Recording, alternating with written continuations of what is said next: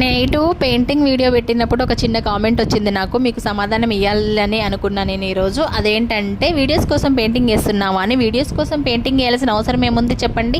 మాకేమో పెళ్లి పని దగ్గరికి వస్తున్నాయి, ఇంటికి అన్ని దర్వాజులకి పెయింటింగ్ అయిపోయింది, రెండింటికి మాత్రమే పెండింగ్లో పడిపోయింది. ఇంకా వాళ్ళు వచ్చి వేసేసరికి ఇంకా 2 రోజులైనా పట్టొచ్చు.